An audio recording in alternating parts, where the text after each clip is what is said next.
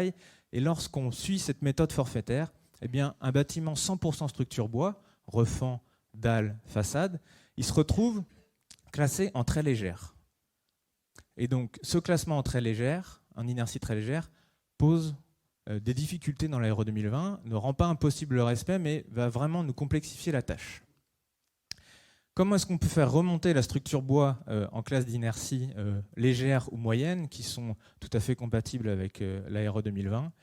Eh bien, on va considérer des éléments de second œuvre, par exemple, qui apportent de l'inertie. Mais ça, je ne peux pas le faire dans la méthode forfaitaire, je peux le faire qu'avec la méthode par points.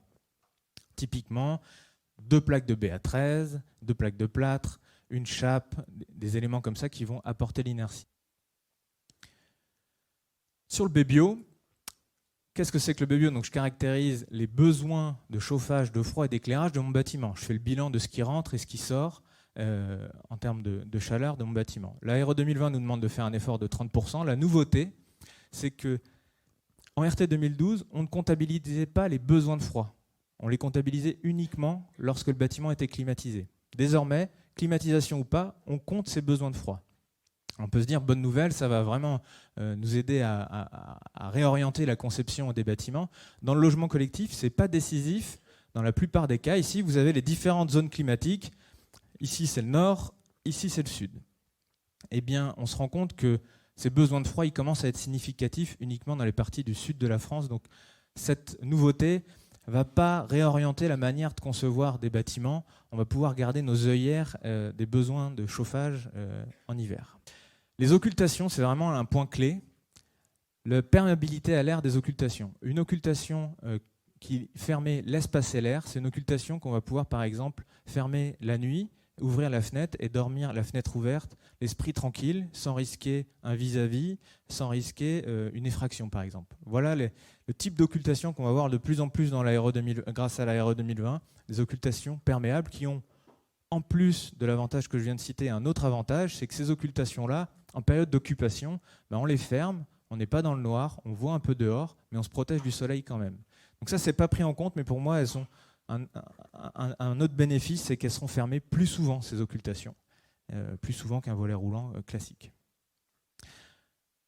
Donc voilà, on a pas mal de leviers, et donc même si l'inertie, la classe d'inertie peut avoir un impact sur le score en degrés-heure des bâtiments ossature bois, eh bien, on a plein de leviers pour améliorer la situation. Ici, on a pris une zone climatique représentative plutôt des 3/4 nord de la France, un bâtiment collectif, ce qui est de plus classique, volet roulant, mais 100% structure bois, en inertie moyenne, parce qu'on a cette chape ou ce WBA13.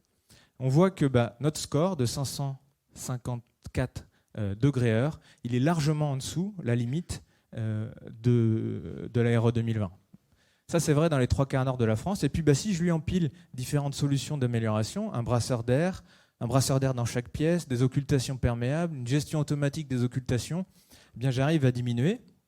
Et les deux dernières, on cumule des occultations perméables qui laissent passer l'air à gestion de fermeture automatique, qu'on additionne à des brasseurs d'air, on se rend compte qu'on peut atteindre, en construction bois, des degrés-heure très faibles. En dessous de 350 degrés-heure, qui était un peu la limite que l'administration nous donnait. Et puis tout au bout, vous avez un bâtiment 100% CLT bois, qui est particulièrement performant du fait notamment des panneaux de bois massif qui sont en plancher, en refend et en façade. Donc ce bâtiment, sans faire d'autres efforts, déjà, s'il n'y a pas de grosses spécificités architecturales, on est en enduit extérieur, il peut passer les seuils de 2028. Maintenant, je vais vous montrer comment se fait que le bâtiment qui vous a été présenté réussit à passer les seuils 2031. Alors déjà, il est compact, c'est un effort important, on diminue les quantités de matériaux mobilisés. C'est du bois massif, particulièrement bien valorisé dans l'Aéro 2020. Des surfaces de menuiserie qui ne sont pas extravagantes, on est à 18% de la chab, ça me semble être un bon ratio, 18-20%. Au-delà de 20% de la chab en surface vitrée, pour moi, on commence à être dans des surfaces problématiques. Il y a des balcons, mais pareil, c'est pas excessif, 10% de la chab. Ces balcons, ils sont en structure bois, platelage bois, ce qui permet de limiter l'impact carbone. On est en toiture en pente, en charpente, ce qui est assez optimisé aussi. Les revêtements extérieurs, c'est un point dur de ce sujet de l'impact carbone. Il n'y a rien de plus bas carbone que l'enduit et le bois, et c'est les deux solutions de revêtement extérieur qui ont été mobilisées sur ce bâtiment.